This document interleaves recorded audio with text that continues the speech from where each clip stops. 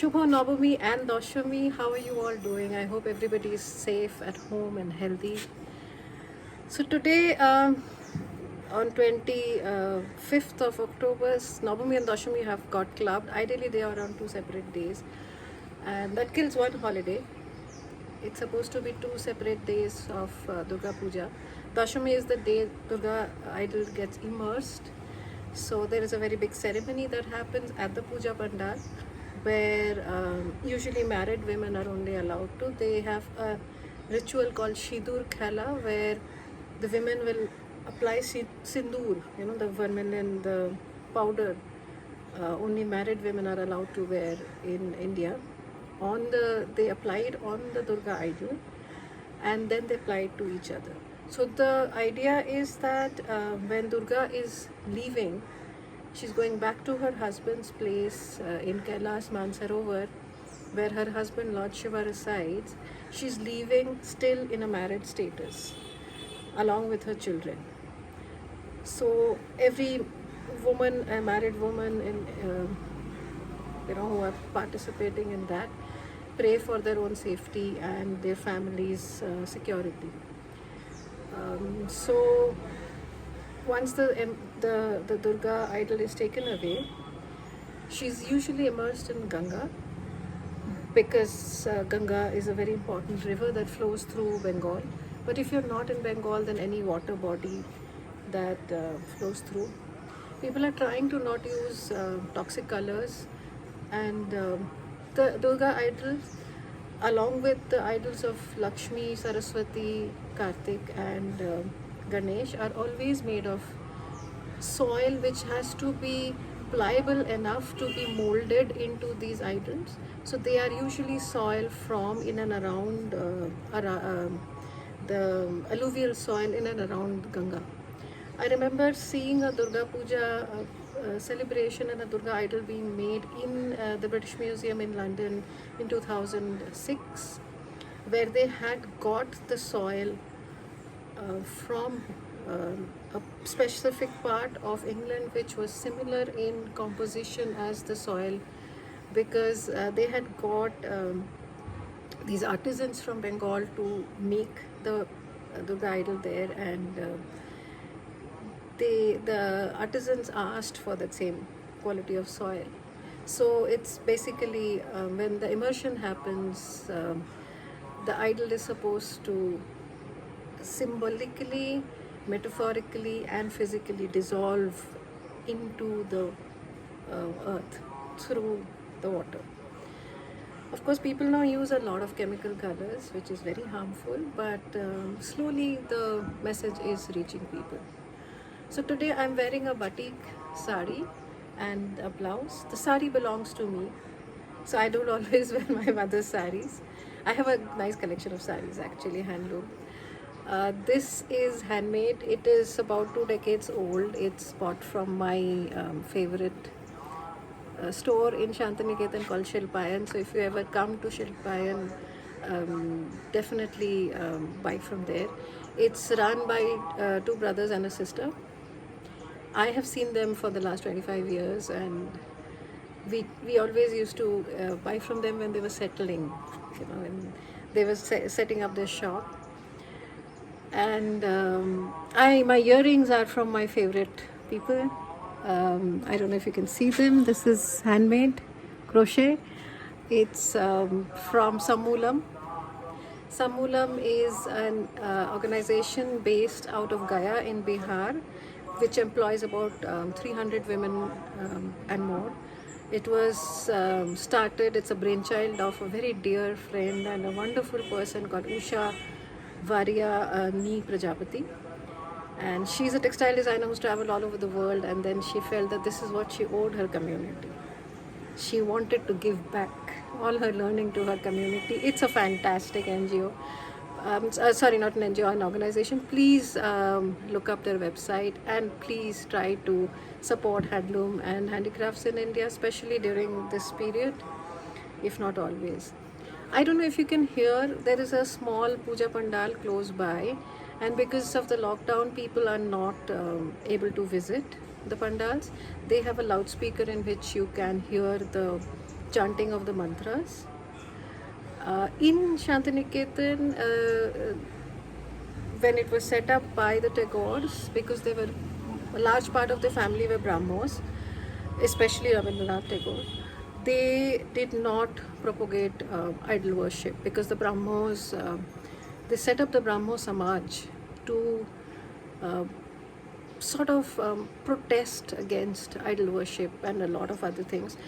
So the Vishwabharati University campus houses the Brahmo Mandir, which is made of glass and iron scaffolding. It's a beautiful structure. There is no idol inside it. Though it's a mandir, there is no idol inside it. There is no what is called a vigraha, which is a sculpted three-dimensional idol. So the puja pandals that you see are made and organized by people who are believers of Durga, but they are not Brahmos. So Brahmos, if you are part of the Brahmo Samaj, are not people who are in idol worship.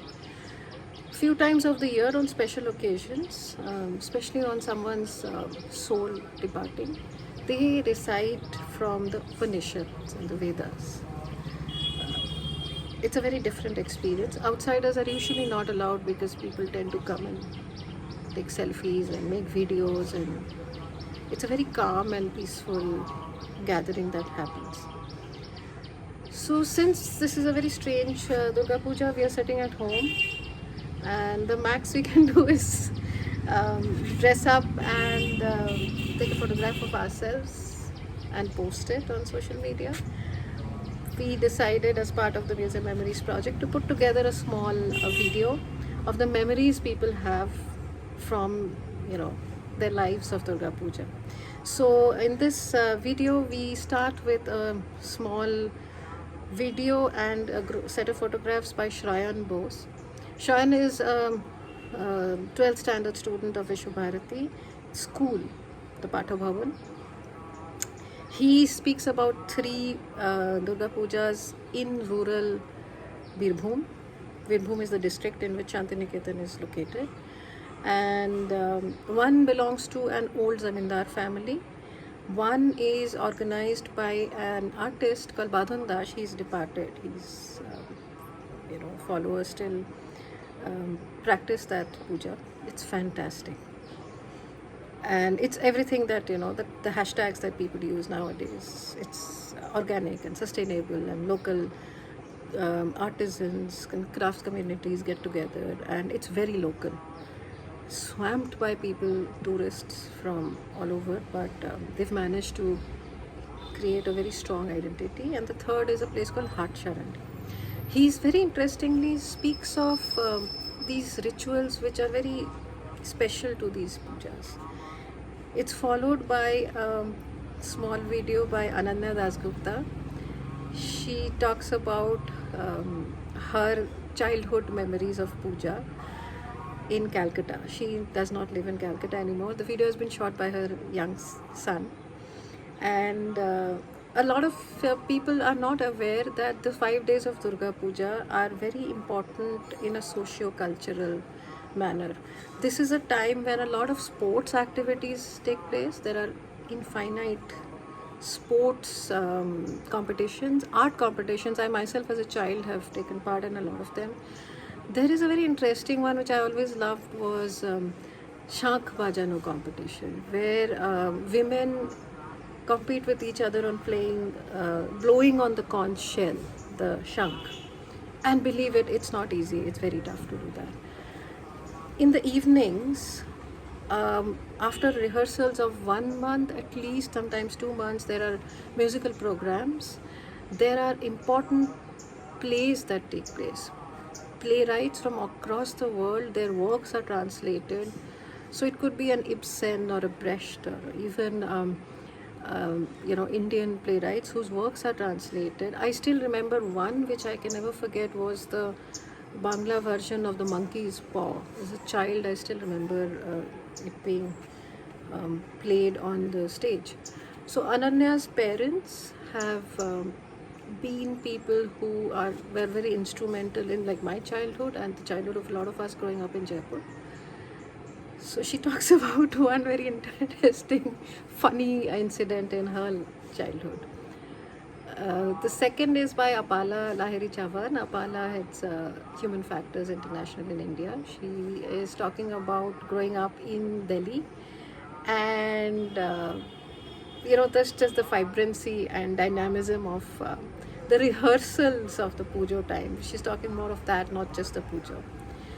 The third memory is by the fourth memory is by Kaustav. Kaustav is VP Marketing at Tommy Hilfiger in Arrow. Kaustav, they and I have never met. We've just been in touch over social media. But if you do get a chance, watch his TED talk on where he's talking about how one needs to assert their identity and how difficult it is. But he ends it with an interesting, sorry, I shouldn't say interesting, a very painful story of his own life, where he talks about his grandmother um, becoming a widow, and I could immediately relate to it. So I show his talk to all my students in all my classes, and I share it with all my friends. And it touched a deep chord in my life because my own maternal grandmother was a widow for 60 years of her life. She was a widow when she was around 28, and she passed away when she was 88, and she's taught me a lot of things in terms of cuisine, in terms of handicrafts and making kanthas. But it used to be a horrid life for widows in Bengal. So Vrindavan, Mathura, and all those novels by Sharat Chandra, Bankim Chandra, Rabindranath, they are true. If you have time, there's one film I would recommend you all to see is Satyajit Ray's Devi or Devi, which stars a Saumitra Chatterjee and a Sharmila Tagore. And today a blog written by Kuntal De, a designer, is also coming out, in which he talks about his childhood memories of a Durga Pujo and the relevance of it, which he felt later on in life. So he emailed his memories and fantastic photographs. So I asked him if I could compile it in the blog so that people can read it at one go. So in the video description, I'm going to give the link to the blog. But this video will be, this is a Navami video. The Dashami video, as we have planned, or the last video, would talk about, the different narratives of Durga Puja. So two examples. One is a Chhau celebration I had seen of the Durga Puja story as enacted by Chhau dancers in the Crafts Museum, Delhi last year. And the second one is Dasai. Dasai is the other narrative of Durga Puja, in which the demon is not slayed but sort of praised. And it is performed by Santals, the Adivasi community in and around Bengal, whom I have mentioned already in the first video. And we tried to put together some videos of them performing today and yesterday. So again, Shubho Durga Puja and Shubho Dashami, or rather, after Dashera starts, after Vijayadashami is starting, then we greet each other by saying Shubho Vijaya. Thank you. It's been a wonderful time talking to you, interacting to you, and your feedback has been extremely motivating. See you soon. I'm sorry, I should have added Dr. Devmalya Das from Kolkata and Shumana Das, not related, from Kolkata, have sent their artwork, and Deeptangshu Sanyal, who's a communication designer from the National Institute of Design, Andhra Pradesh, a former student of mine and part of the Museum Memories project team, has sent a beautiful graphic story of his memory of Durga Puja in Lucknow, and makes you hungry because he writes about prasad and bhog. So please do see them also. It's part of the video. Thank you.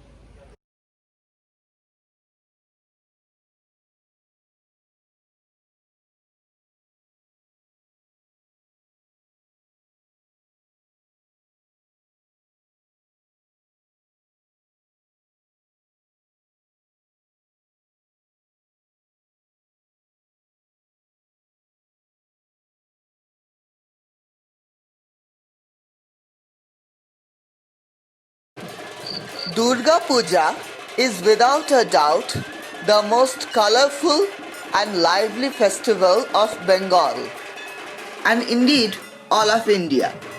It is celebrated across the country, sometimes even beyond.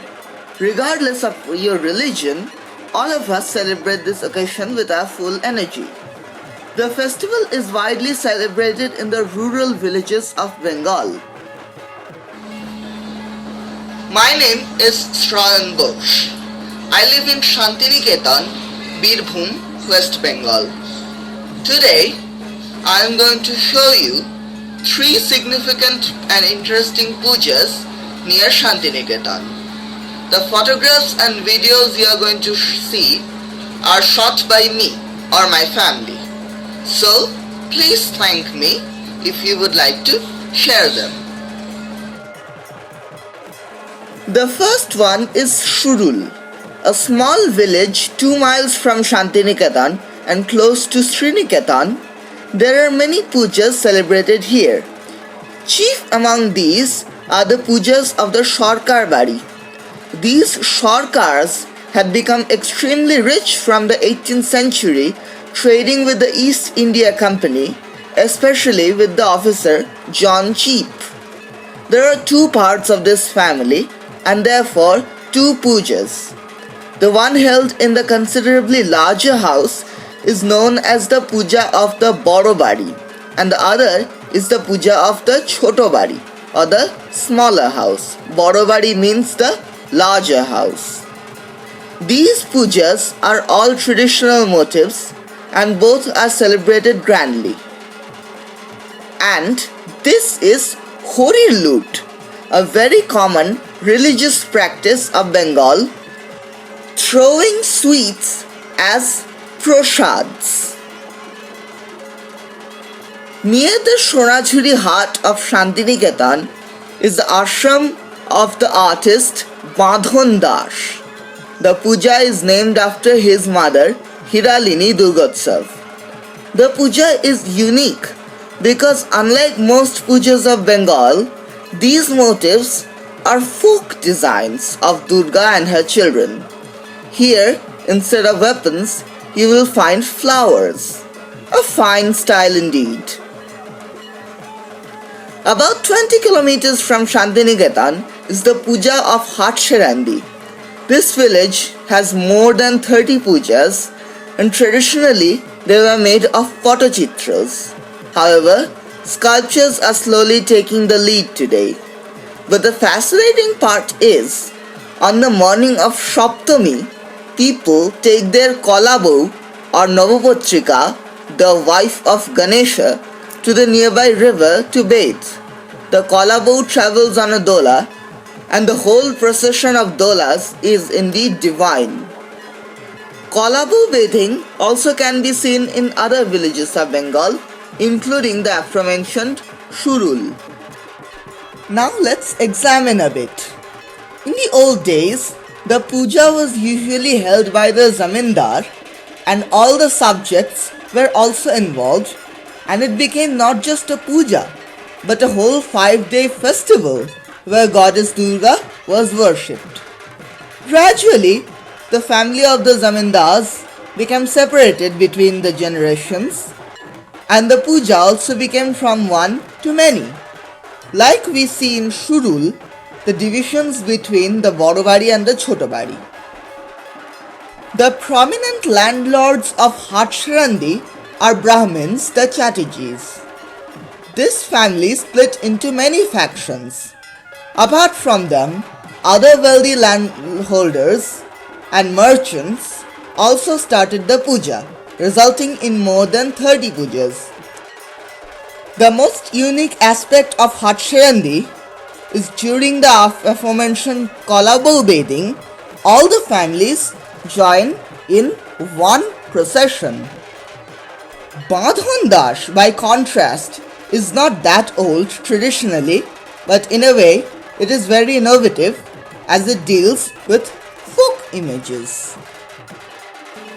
Durga Puja is celebrated in countless other villages in various styles in Bengal. We have seen 3 of them here. That's all for today. Thank you.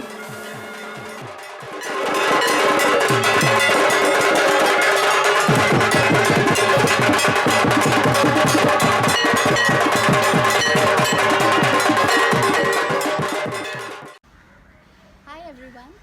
I left Kolkata about 16 years ago. For the first few years, I kept going back for Durga Puja. I couldn't imagine not going. But when the children started school, that option was not there anymore. And since then, every year around this time, I feel very sad. My friends tell me that it's not fair that I sit in South Mumbai and complain, and that I should venture into the suburbs, go to Andheri, go to Powai, and that's where the real Durga Pujas are. But I think they'll also agree when I say it's not the same. I grew up in Kolkata in a central government officers' colony at Belvedere Estate in Alipur, and people who lived there came from all parts of the country, and everybody participated in everything. But perhaps because it was in Kolkata, the Durga Puja was slightly more special. Nothing else existed in the world for us for those 5 days. And apart from the new clothes, the fantastic food, the month-long school vacation, what I really remember, and I think I really enjoyed, were the cultural programs that happened every evening. Most of us didn't know how to dance or act or sing, but all of us participated. The rehearsals began about a month in advance, and rehearsals meant unadulterated fun. There would be good food and lots of atta and less of studying. One year, my mother decided she was going to direct a play based on Ali Baba and 40 Thieves. And for some unknown reason, she decided that I should be Ali Baba. Rehearsals began, a professional makeup man was hired, lights, special stage lights were brought in. Then the day of the play arrived. I think it was a Navami. The audience was full. It was full attendance, and the play began. In the first scene, Ali Baba goes in and sees the thieves say those magic words. The caves open, close, and he tries the same. Anyway, when I was going in for the first scene, I heard the makeup man shout after me, "Ish, darita bhule gechi." I forgot the beard.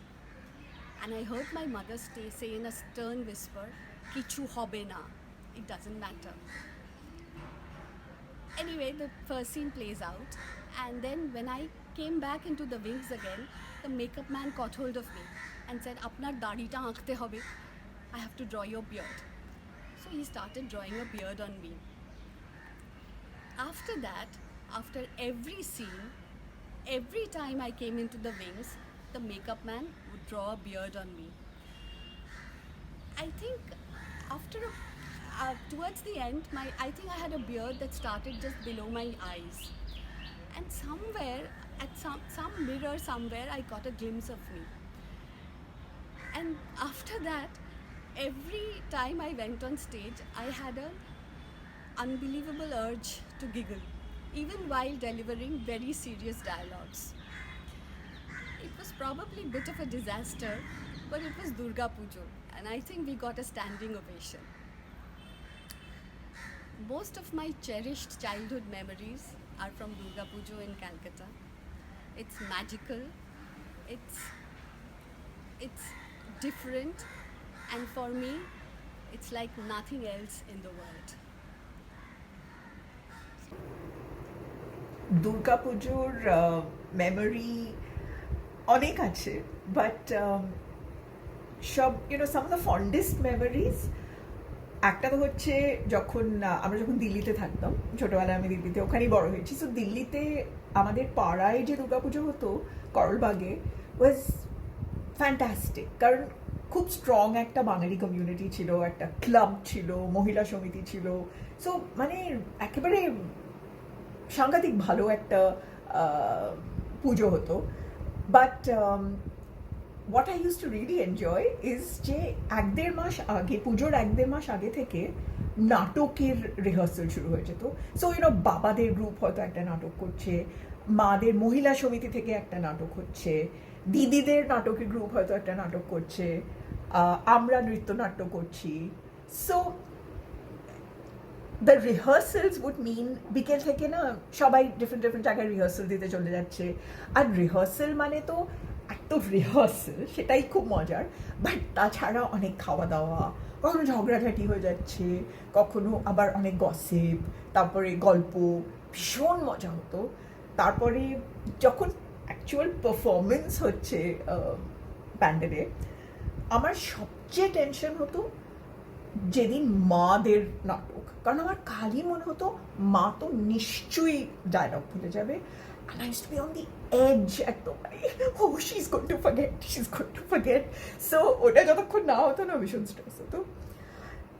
তারপরে আরেকটা হচ্ছে আনন্দমেলা, ষষ্ঠীর দিন আনন্দমেলা। মানে যেই আনন্দমেলা শুরু, আমরা সব বন্ধুরা তো হাজির ওখানে, বিকজ জানি তো কি খাবো না খাবো, জানি যে মীরা কাকিমা মাংসের ঘুগনি বানাচ্ছেন, উনি মাংসের ঘুগনি আনবেন, কমলা মাসি পাটিসাপটা আনবেন, আমার মা সকাল থেকে খাজা বানাতো, because she was very famous for that. So সব ওখানে পৌঁছে, দ্যাট ফ্যামিলিয়ারিটি অ্যান্ড সব, it was just like one big family. So সেটাও আমার খুব মনে পড়ে। তারপরে রাত্রিরে সব ডিফারেন্ট প্যান্ডেলে যাত্রা দেখতে যাওয়া, that was such fun because Jatra, some of them were fantastic and acting and everything was fantastic. Some of them were just very funny because হয়তো কেউ হয়তো হঠাৎ ভুলে গেল কিছু, উল্টোপাল্টা বলে দিল ডায়লগ, বা কস্টিউমসগুলো ভীষণ অদ্ভুত হতো, হয়তো কারুর কিছু খুলে গেল and all of that. So that also used to be fun, but there was so much warmth, it was all very spontaneous and it was very very nice. And finally রাত্রির পুরো রাত জেগে সিনেমা দেখা, Bangla cinema দেখা আমাদের প্যান্ডেলে, পাড়ার প্যান্ডেলে। সো সবাই মিলে তো হাজির হয়ে যেতাম ওখানে। আর পার্টিকুলারলি যদি সৌমিত্র চ্যাটার্জির ফিল্ম থাকতো, we would be glued to the screen. সে যতই জঘন্য প্রিন্টের আওয়াজও সব ক্র্যাকড আর এই যাই হোক না কেন, but if it was Soumitra Chatterjee, we would be there. We were very loyal fans. আর সে ভোর 4টের সময় আমরা মা মাসি আমরা সব একটা বিরাট গ্রুপ, আমরা সব ফিরছি প্যান্ডেল থেকে হেঁটে বাড়ি, হয়তো 3টে সিনেমা ব্যাক টু ব্যাক দেখেছি। So that was also great fun. So all these memories আমি খুব মিস করি when I remember Durga Pujo. These are the things that I particularly cherish and খুব মনে পড়ে। Hi, happy Pujo to you. I think my fondest memory of Durga Pujo is with my mother. I remember when I was young and we used to go for the Aarti together at the pandal, and we used to sit in front of the deity.